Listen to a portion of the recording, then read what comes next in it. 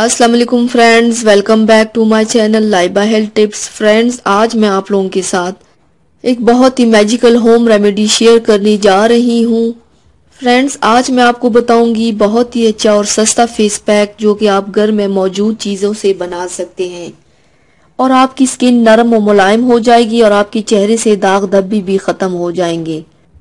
तो चलिए शुरू करते हैं, पर इसके पहले प्लीज़ मेरे चैनल को सब्सक्राइब कर लीजिए और बेल आइकन को दबाइए एवरी लेटेस्ट ब्यूटी अपडेट को सबसे पहले पाने के लिए। इस फेस पैक को बनाने के लिए आप लोगों को चाहिए हल्दी पाउडर 1 चाय का चम्मच, शहद 1 चाय का चम्मच, दूध 1 चाय का चम्मच। तरीका इस्तेमाल, इन तीनों चीज़ों को मिक्स करके पेस्ट बना ले।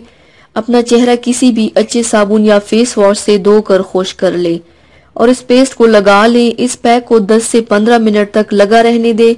उसके बाद चेहरे को नीम गर्म पानी से धो ले।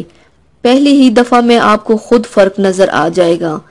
ये फेस पैक हफ्ते में 1 या 2 दफा इस्तेमाल किया जा सकता है। तो व्यूवर्स, थैंक्स फॉर वॉचिंग। मेरी वीडियो को लाइक और शेयर जरूर कीजिएगा। मिलते हैं एक और नई वीडियो में, तब तक के लिए अल्लाह हाफिज।